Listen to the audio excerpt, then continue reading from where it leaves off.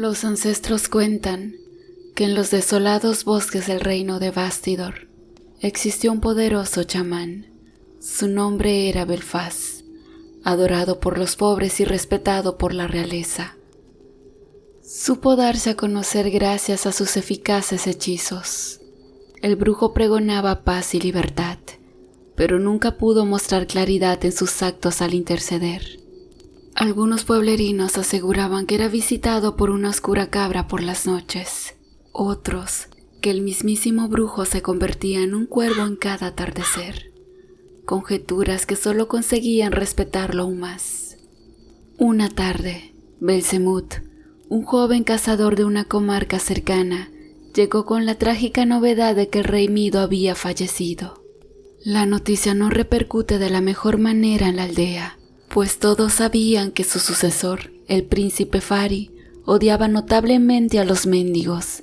En simples palabras, temían ser perseguidos por su nuevo rey. La profecía de los aldeanos no se hizo esperar demasiado. Esa misma noche, Fari desplegó sus tropas en dirección al bosque perdido, territorio del poderoso brujo chamán. La irrupción alertó a los pueblerinos, pues una de las peticiones que Belfast solicitaba a la hora de interceder era que jamás sus tierras fueran invadidas por soldados del reino. Por tal razón los habitantes temían que la ceguera de Fari trajera devastadoras consecuencias para Bastidor. No obstante, la noche se encontraba cálida y bastante tranquila, pero extrañamente mientras las fuerzas imperiales transitaban por el medio del bosque, la temperatura comenzó a descender de manera ilógica, al punto de tornarse invernal. Esto detuvo a los soldados, quienes comenzaron a morirse de frío. Fari, al enterarse de su fallida misión, estalló en furia. No quería entrar en razón que el ataque había sido orquestado por el brujo. Solo tildó de débiles a sus hombres y comenzó a idear un plan para contraatacar. Entonces el nuevo rey ordenó a Vega, su fiel mensajero, dirigirse a las tierras del duque de Baxasheba para solicitar apoyo en su conquista militar. El soberano aceptó dicha petición, aunque a un elevado costo. Enviaría toda su caballería, pero a cambio exigía contraer matrimonio con la princesa Glenda, hermana de Fari. El rey de Bastidor, cegado por su ira hacia los plebeyos, no se opuso a la petición y ordenó a sus guardias trasladar a la princesa al palacio del duque. El rechazo de Glenda fue contundente, pero para su desgracia, Fari se había convertido en un cruel dictador, lo que le resultaría imposible poder negarse, pues hasta su propia vida su hermano no dudaría en arrebatarle. El pacto se había concretado y el mismo duque había arribado a Bastidor para dirigir sus ejércitos.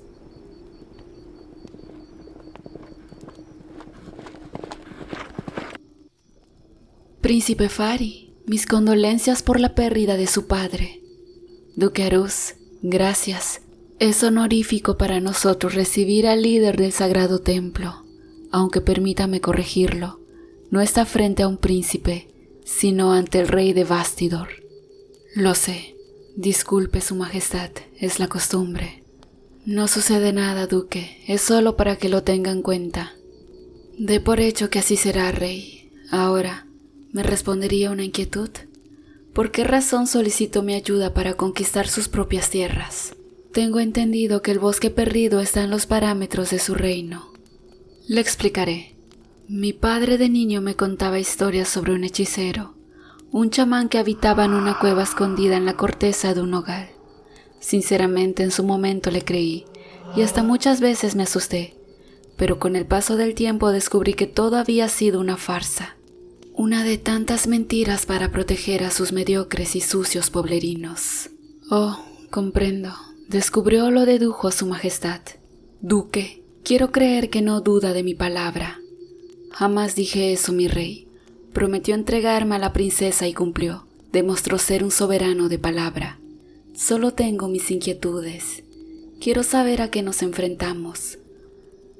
Pues contra nadie, más que unos torpes campesinos con antorchas y palos. Entonces, ¿por qué razón solicitó mi ayuda? ¿Acaso el odio hacia unos aldeanos vale más que el amor hacia su querida hermana? Amor. Aquí en Bastidor solo se respira victoria y guerra. No hay lugar para el romanticismo y mucho menos para mendigos. Lo entiendo, Rey Fari. Bien, mis tropas están a su disposición. ¿A qué hora partimos? Duque, ¿usted vendrá? Por supuesto, ¿acaso tú no? Me sentiría decepcionado de ser el líder de un pueblo guerrero y no guiar a mis hombres en batalla. Mañana antes que el gallo cante nos iremos, Duque, exclamó Fari, con cierta molestia, pues claramente no estaba en sus planes dirigir la conquista. Al día siguiente, ambos ejércitos emprendieron viaje al inhóspito bosque perdido. El recorrido inició envuelto en un sepulcral silencio, mientras se podía percibir a un Fari molesto, al punto de sentirse deseoso de destruir cada aldea que se le cruzara. Pero lograrlo se había tornado demasiado complicado. Realmente parecía que la naturaleza conspiraba contra de ellos, pues los senderos que unían al reino con las demás comarcas estaban plagados con frondosos árboles que impedían su paso. Algo inentendible, inexplicable y totalmente insospechoso minutos antes. Mi rey, no entiendo qué sucede. Hasta ayer los senderos estaban limpios de vegetación, pero ahora usted mismo lo puede contemplar. No puedo explicar de dónde salieron estos árboles. No me interesa, general. Sáquenlos de aquí. Quiten cada uno de ellos desde la raíz. Pero su majestad, eso es imposible. ¿Acaso me estás desafiando? Para nada, mi rey. Solo le digo que quitar cada árbol del camino nos llevará semanas, meses. Además, las tropas están dudando de la misión. ¿Dudas? ¿Qué demonios dices, ser insignificante? Solo le confieso lo que mi ejército piensa. En este momento creen que todas las muertes y la aparición de los árboles son obras del brujo chamán. Patrañas, son unos cobardes. ¿Qué pensarán los hombres del duque? Pues que mi ejército imperial está compuesto por gallinas, me avergüenzan y solo generan asco en mi ser. Creo que es suficiente, su majestad, irrumpió Arus, mientras Fari le devolvía una mirada furiosa. Disculpe, ¿usted se va a entrometer a mis órdenes?, contestó el rey. Claro que no, Fari, usted sabe que jamás lo haría, pero esto que solicita no tiene sentido. Si me permite, podemos rodear el río Atilus y bordear el bosque. Creo que es lo único que nos queda, mi señor. ¿El Atilus? ¿Sabe quiénes lo habitan, no? Sí, lo sé, las tribus caníbales, aunque ellos se esconden en los pantanos del bosque. Pero no veo otra opción viable, su majestad. Somos 2 ejércitos. Pienso que podremos lidiar con ellos, ¿no? Fari atinó con su cabeza, mientras ordenaba a sus tropas replegarse y encaminar la expedición río abajo. La travesía no fue para nada sencilla, y rápidamente las bajas nos hicieron esperar. Desde mordeduras de serpientes hasta hierbas venenosas, fueron algunas de las tantas dificultades que el bosque les presentó. Esto claramente diezmó a los ejércitos, quienes llegaban debilitados a la confrontación con los caníbales. «Este bosque está maldito», gritó uno de los generales del rey. «Cierre su boca, soldado, y no detenga la marcha. Basta, es imposible caminar estas tierras, su majestad. ¿No se da cuenta que el bosque no nos quiere aquí? Se defiende por sí solo y nos está aniquilando». «¿Cómo se atreve a cuestionar mis órdenes? Guardias, mátenlo», ordenó Fari, mientras sus hombres se miraban deseando no haber escuchado su petición. «¿No me oyeron? Quiero la cabeza cercenada del traidor ahora», sentenció Fari. Pero justo en ese momento algo extraño sucedió. Los soldados tomaron sus espadas y comenzaron a enterrarla en sus propias gargantas. En pocos segundos ambos ejércitos habían caído, a excepción de sus gobernantes, quienes atónitos no lograron comprender tamaña aberración. «Por todos los dioses, ¿qué has hecho, Fari? Realmente hiciste enfadar al brujo que habita este bosque». «Blasfemias, Arus. Esto no es brujería. Seguro fue un truco de los caníbales». «Qué pena me das, muchacho. Si tu padre se levantara de su tumba, volvería a echarse. No hables del sagrado soberano de Bastidor». Estás demente, pequeño rey, enorme te queda esa corona. Silencio, gritó Fari, mientras atravesaba su lanza en medio del pecho del duque. ¡Qué cobarde eres, Fari!, titubeó agonizante. No necesito nada de ti, ni de nadie para conquistar mi bosque. Lo haré solo. Fracasarás, esbozó Arus antes de morir. Y en ese preciso instante, en que el viento mecía las hojas de los árboles, fue cuando el rey se daba cuenta que ahora sí, la soledad lo estaba asolando.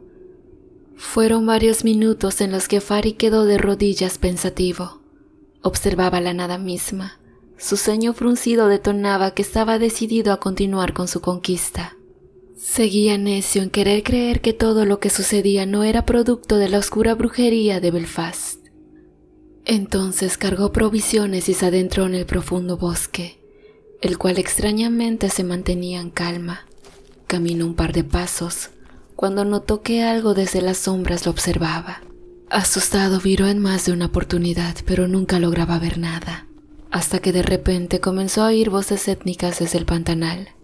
Intentó correr, pero fue demasiado tarde.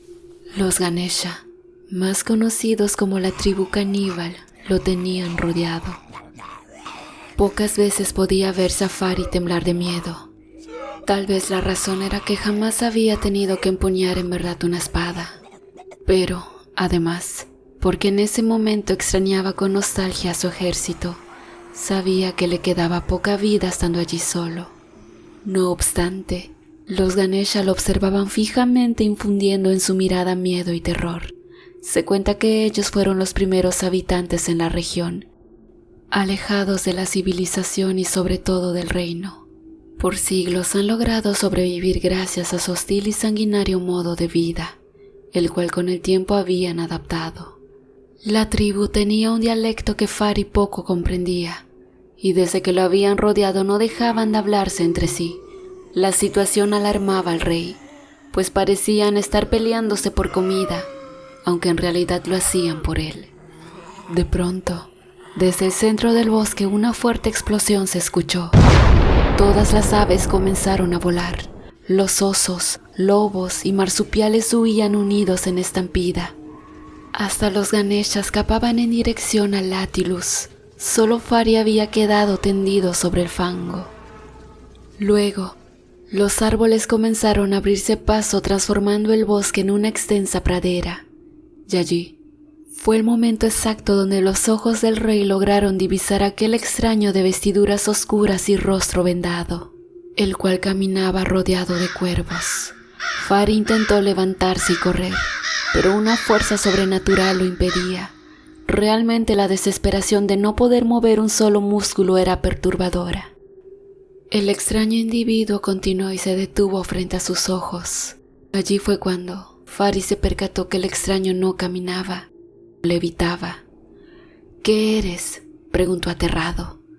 Tu mayor pesadilla, respondió. En ese momento, el extraño ser comenzó a quitarse las vendas que cubrían su cara, y al terminar, pudo verse el verdadero rostro del mal, el de Fari. El rey no comprendía nada de lo que sucedía.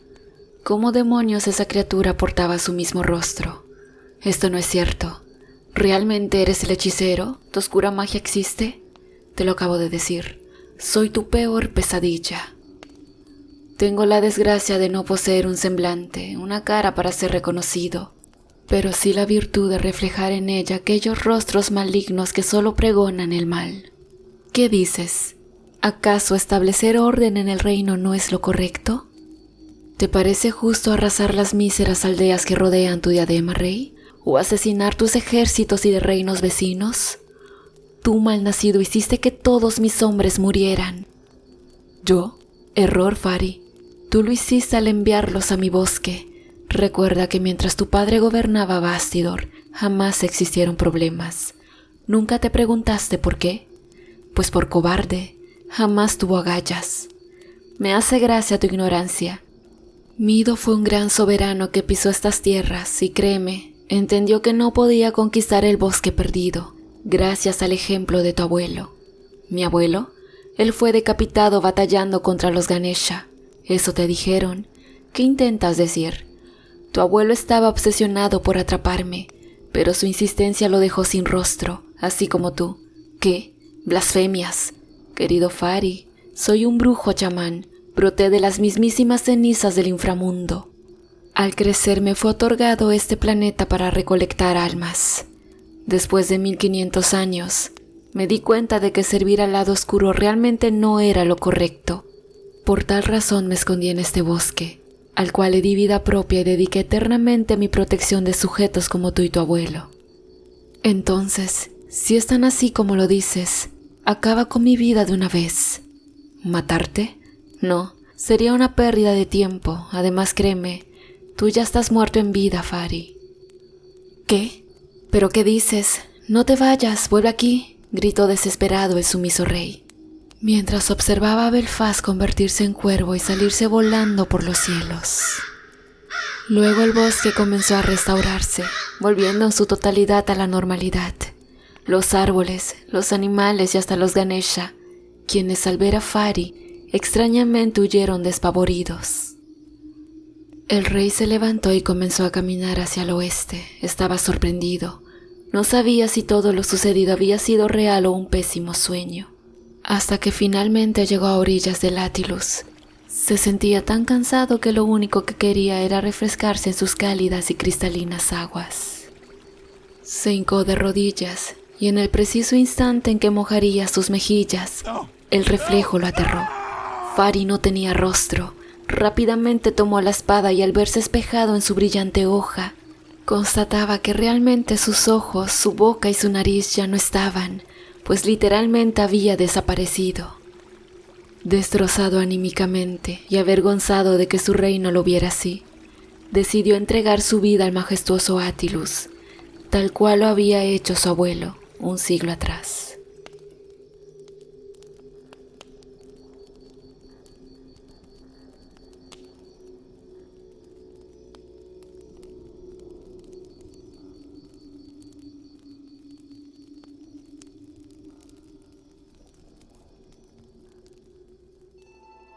Por otra parte, quiero agradecerles a todas aquellas personas que se toman el tiempo de escuchar los relatos. No olviden suscribirse para poder disfrutar de más historias. De igual forma, compartirlo con sus amigos para que esta comunidad siga creciendo. Denle like y de nueva cuenta, muchas gracias por el apoyo.